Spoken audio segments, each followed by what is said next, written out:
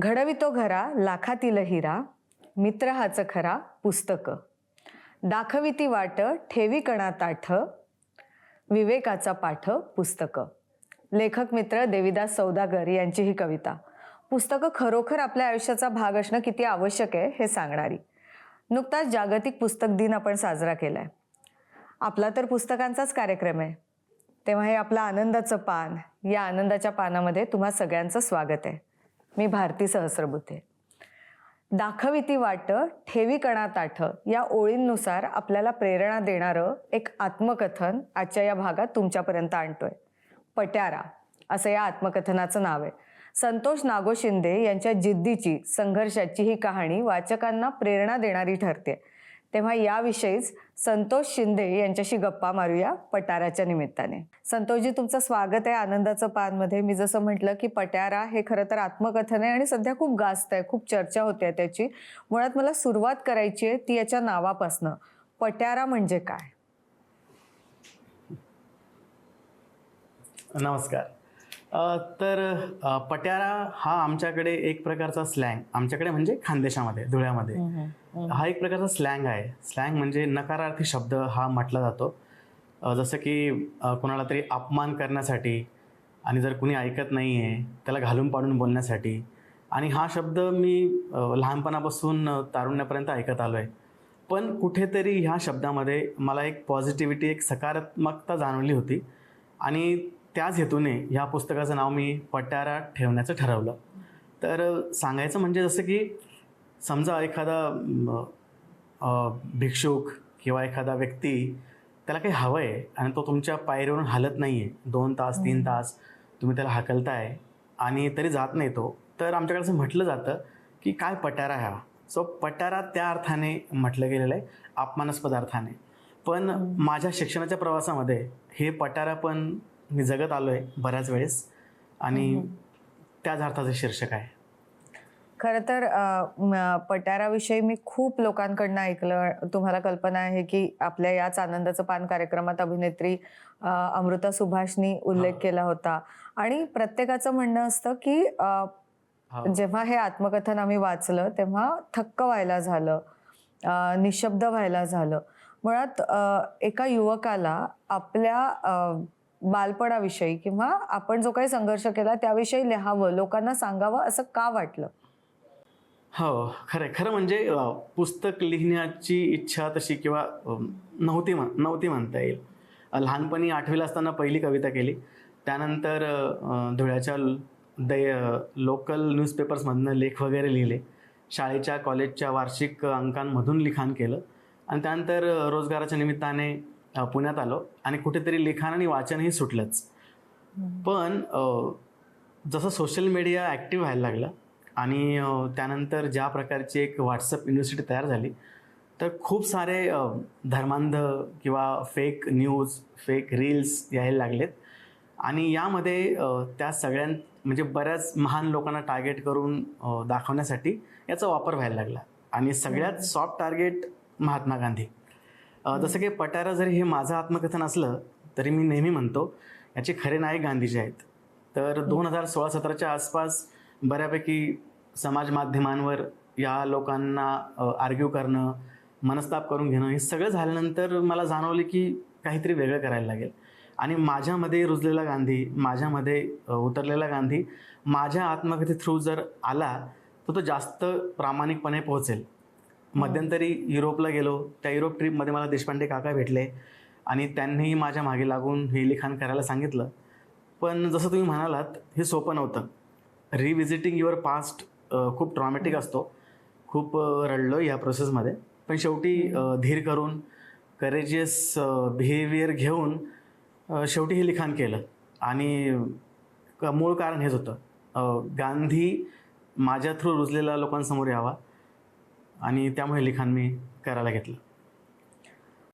संतोष, आपण पटाराबद्दल बोलतोय. पटाऱ्याबद्दल म्हणजे साधारण आत्मकथनाबद्दल तुम्ही सांगताय.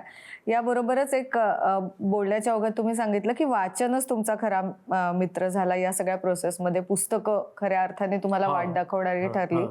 आपला हा कार्यक्रमही आनंदाचं पान हा पुस्तकांविषयीचाच आहे. तर मला तुमच्यावर प्रभाव टाकणारी म्हणा किंवा गेल्या काही वर्षात वाचलेली अशी काही पुस्तकं आहेत का जी तुम्हाला असं वाटतं की अरे ही पण तुम्ही वाचलीच पाहिजे, माझ्या आयुष्यावर याने खूप परिणाम झाला, पण तुम्ही वाचा, असं काही आहे का?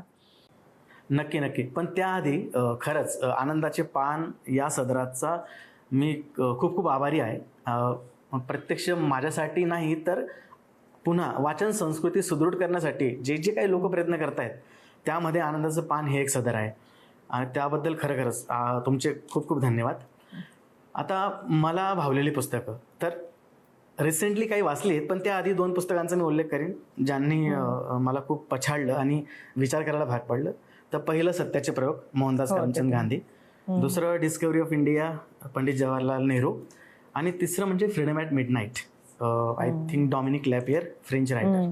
ही खूप पूर्वी वाचलेली पण अजूनही माझ्यावर प्रभाव टाकणारी पुस्तकं. सध्या गेल्या 2-3 महिन्यामध्ये 3 पुस्तकं ज्यांचा मी उल्लेख करेन आणि वाचलीच पाहिजेत असं मला वाटतं. त्यातलं पहिलं म्हणजे बालाजी सुतारांचं 2 शतकांच्या सांध्यावरच्या नोंदी. शब्द प्रकाशनने केलेलं हे पुस्तक साधारणपणे 1985 ते 2015चा कालखंड आणि त्या कालखंडात घडणाऱ्या लघुकथा किंवा दीर्घकथा आणि त्या अंगावर येतात, प्रश्न विचारायला भाग पडतात आणि खूप खूप उत्तम पुस्तक आहे. म्हणजे खूप गेल्या वर्षभरामध्ये असं एक पुस्तक ज्याने धरून ठेवलं, ज्याला मला सोडवता आलं नाही. म्हणजे मला आठवतं मी ते पुस्तक पुण्याच्या पुस्तक मेळाव्यात पुस्तक घेतलं आणि बाजूला एक रात्री कार्यक्रम चालू होता, खूप जोर आवाज, खूप मोठ्या आवाजामध्ये, आणि तरी त्या पुस्तकात गुंतलो होतो मी. तर हे एक पहिलं पुस्तक 2 शतकांच्या सांध्यावरच्या नोंदी बालाजी सुतारांचं. दुसरं डॉक्टर तारा भावळकरांचं सीतायन. हो, आपण रामायण नेहमीच म्हणतो पण हे त्याच अर्थाने सीतायन. तर तारा भावळकरांनी खूप मजबूत असा अभ्यास करून हे पुस्तक लिहिलं आहे. पुस्तक छोटे खाणी आहे पण तरीही खूप प्रभावी आहे. लोककलांमधून म्हणजे भारतभराच्या लोककलांमधून सीतेविषयी काय काय म्हटलं गेलं आहे, काय काय सांगितलं गेलं आहे आणि एक नवीन दृष्टी, नवीन आयाम देणारं हे पुस्तक आहे. तर हे मी सांगेन नक्की वाचा आणि दृष्टिकोन बदलवणारं पुस्तक आहे. आणि तिसरं म्हणजे थोडंसं वेगळ्या धाटणीचं आणि ते म्हणजे चंद्रमोहन कुलकर्णी, जे की चित्रकार आहेत, ज्यांनी पठाराचं मुखपृष्ठही साकारलं.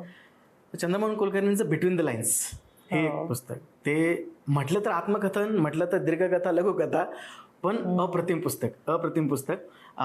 त्यांचं मला कौतुक यासाठी वाटतं की एक चित्रकारही लिखाण कसं करू शकतोय आणि पुस्तक धरून ठेवतं, पण खूप गंभीर असं नाही.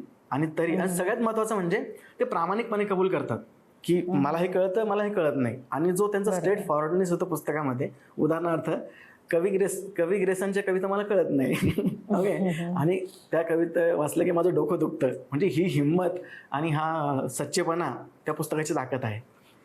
तर ही 3 पुस्तकं मी नाही, खरं संतोष जी, आम्ही आनंदाचं पानमध्ये शेवटी लक्षवेधी पुस्तकं सांगत असतो नेहमी प्रत्येक भागात. आज तुम्ही आमचं कामही करून टाकलेलं आहे.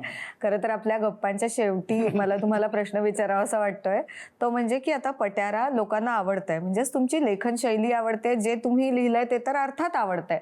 तर आता पुढे काही तुमचं काम सुरू आहे का पुढच्या लिखाणाबद्दल? तर तेही आम्हाला जाणून घ्यायला आवडेल. हो, 2 उपक्रमांवर मी काम करतोय. एक म्हणजे पटाराचंच इंग्रजी अनुवाद, कारण की मी एका मल्टीनॅशनल कंपनीत काम करतो आणि बऱ्याच मित्रांची ही रिक्वेस्ट होती की आम्हाला कसं कळणार, म्हणजे अगदी चायना, अमेरिका, कॅनडा वगैरे. आणि तोच मुद्दा नव्हता, मला खरंच पटाराचं इंग्रजी करायचं होतं. त्या 2 कारणांमुळे त्याचं इंग्रजी करतोय. आणि दुसरं एक मराठी उपक्रम सुरू करतोय, मला वाटतं जुलैमध्ये सुरू करीन, एक कादंबरी आणि म्हटलं तर प्रेम कहाणी पण सामाजिक संदेश देणारी. तर हे 2 कामं सुरू आहेत. नाही खरंच संतोषजी, आज तुमच्याशी गप्पा मारून खूप छान वाटलं. तुमच्या पुस्तकाविषयी जाणून घेता आलं आणि जसं मला सगळ्यांकडनं अभिप्राय मिळतात माहिती मिळते ती की पट्यारा प्रेरणा देतं. आपण जी काही परिस्थिती आहे त्या परिस्थितीतनं मार्ग काढायची आपली जी जिद्द आहे ती कायम राहायला सुद्धा मदत करतं. तर तशाच पद्धतीचं लिखाण तुमच्याकडनं व्हावं यासाठी आमच्या खूप शुभेच्छा आणि पुढचे सगळे जे तुमचे प्रोजेक्ट्स असतील ते यशस्वी व्हावे धन्यवाद. यासाठी सुद्धा शुभेच्छा. आज इथे आलात त्यासाठी खूप आभार. खूप खूप धन्यवाद. पट्याराच्या निमित्ताने झालेल्या गप्पांनंतर पुन्हा एकदा वळूया बाल साहित्याकडे, कारण उन्हाळ्याच्या सुट्ट्या सुरू आहेत. संभाजीनगरचे बाल साहित्यिक विशाल तायडे यांच्या छोटुकल्यांसाठीच्या पुस्तकांविषयी आज आपण गप्पा मारणार आहोत. ढ नावाचं त्यांचं पुस्तकही नुकतंच प्रकाशित झालंय. विशाल, स्वागत आहे तुमचं आनंदाचं पानमध्ये. नमस्कार मॅडम, सर्वांना नमस्कार. अगदी पहिला प्रश्न म्हणजे आता जे तुमचं प्रकाशित झालेलं पुस्तक आहे ढ, त्याविषयी आणि तुमच्या इतर बाल साहित्याविषयी तुम्ही सांगावं. माझं जे नवीन बाल साहित्याचं पुस्तक आलेलं आहे ज्याचं नाव ढ आहे, सौरव प्रकाशन छत्रपती संभाजीनगर यांनी ते प्रकाशित केलेलं आहे. हे पुस्तक मूळतः मी मुलांची जी एक महत्त्वाची समस्या आहे, म्हणजे प्रत्येक वर्गामध्ये आपल्याला असं जाणवतं की एक मुलगा जो अभ्यासात मागं असतो त्याला आपण ढ असं लेबल लावतो किंवा मठ्ठ म्हणतो. मात्र खरोखर हा मुलगा ढ मठ्ठ अशा लेबलला पात्र असतो का? कारण साधारणतः आपण पाहतो या मुलांचं आपण वर्णन हे परीक्षेतील गुणांवरून करतो. मग गुणांची ही फुटपट्टी हेच त्याचं मोजमाप ठरवण्याचं किंवा मूल्यमापन करण्याचं एकमेव साधन आहे का?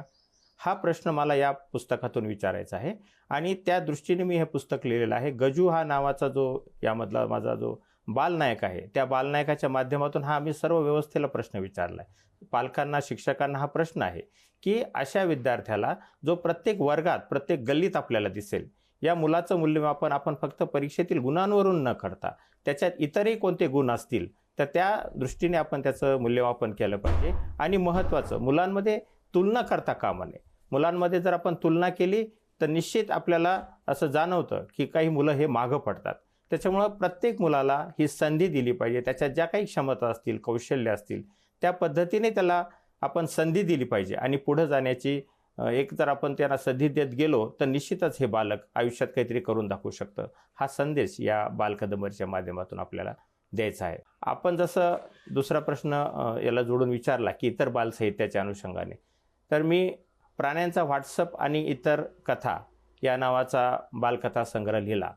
त्याशिवाय मैत्री ही बालकादंबरी आहे, छोट्या राजूची मोठी गोष्ट, सईचे पंख अशा प्रकारची मी पुस्तकं लिहिलेली आहे आणि काही अनुवादितही केले. मुंशी प्रेमचंद हे श्रेष्ठ कथाकार आहेत हिंदीतले, त्यांच्या श्रेष्ठ बालकथा या मी मराठीमध्ये अनुवादित केलेल्या आहेत. विशालजी, खरं तर लहान मुलांसाठी जेव्हा आपण लिहायचं म्हणतो तेव्हा खूप गोष्टींचा विचार करावा लागतो. तुम्ही जेव्हा लिहिता तेव्हा कशा कशाचा विचार तुमच्या मनात असतो? म्हणजे एक फॅन्टसी निर्माण करणं, अद्भुत जग निर्माण करणं किंवा जे काय वास्तव आहे ते त्यांच्या डोळ्यासमोर मांडणं, अशा पद्धतीचा विचार होता का? काय विचार करून नक्की तुम्ही पुस्तकं लिहित असता? हो, आता मुलांसाठी लहान मुलं जे अगदी लहान आहेत, म्हणजे नुकतेच वाचायला लागलेले आहेत किंवा बोलायला लागले आहेत, त्यांच्यासाठी आपण बडबड गाडी घेतो. तर त्यांचं जे भावविश्व आहे, जेवढं त्यांच्या घरापुरतंच त्यांचं भावविश्वास असतं. मग त्या अनुषंगानं त्यांच्या अनुभवात येणाऱ्या, त्यांना दिसणाऱ्या गोष्टी या त्या कवितेमध्ये आल्या पाहिजे. मला वाटतं त्यात तरच त्यांना ते आवडतील आणि त्यांचं आकलन पण वाढेल. जसा वयोगट वाढत जातो तशा प्रकारची शब्दरचना, अनुभवविश्व, वाक्यप्रचार, म्हणी किंवा इतर बाबी या त्या साहित्यामध्ये आल्या पाहिजे. आणि बालकवितेच्या बाबतीत तर मला हे फार महत्त्वाचं वाटतं की यमकाचा वापर हा आपण जेव्हा करतो तर त्यामध्ये विद्यार्थ्यांना किंवा बालकांना ही गेयता त्यामध्ये येऊ शकते आणि विद्यार्थी सहज अशी गीतं गुणगुणू शकतात. मला वाटतं त्या दृष्टीने ते महत्त्वाचं आहे. आता आपल्या गप्पांमध्ये उल्लेख झाला की कविता खूप महत्त्वाचं माध्यम आहे लहान मुलांपर्यंत मेसेज पोचवण्याच्या दृष्टीने, आणि तुम्ही कविता सुद्धा करता छोटुकल्यांसाठी. तर आपण आजच्या ज्या गप्पा आहेत त्या या लहान मुलांच्या कवितांनी संपवाव्यात. तर एखादी कविता तुमची. चालेल मॅडम, धन्यवाद. माझी एक गमतीदार अशी बालकविता आहे. तिचं नाव आहे कोल्होबाचे लग्न. हे आपल्यासमोर सादर करतो. कोल्होबाला लग्नाची घाईच फार, लग्नाला बोलवले पाहुणे चार. लांडगा वानर अस्वलनी अजगर, कोल्होबाच्या लग्नाला सारेच हजर. कोल्होबांनी घातला भरजरी सूट, डोक्यावर चढवला चांदीचा मुकुट.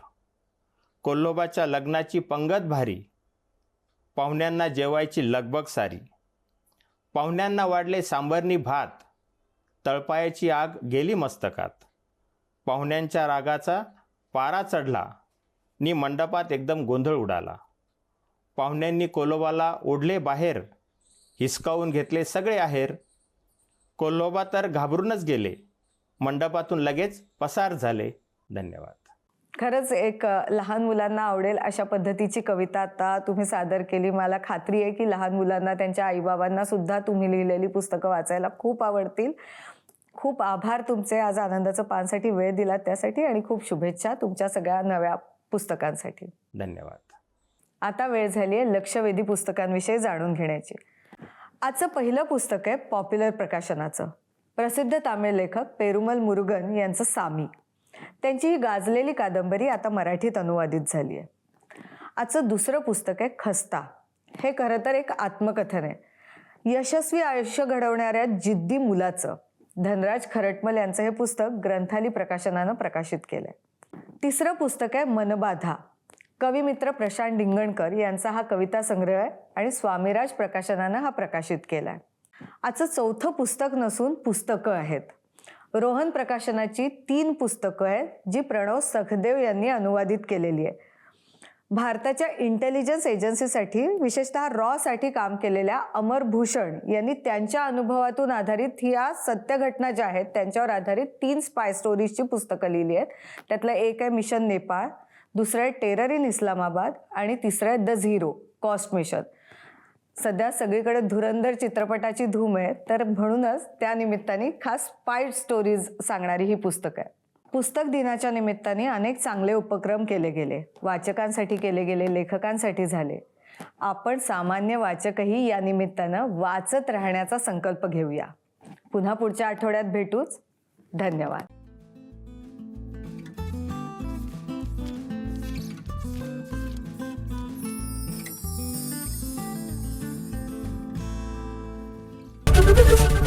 एबीपी माझा, उघडा डोळे बघा नीट.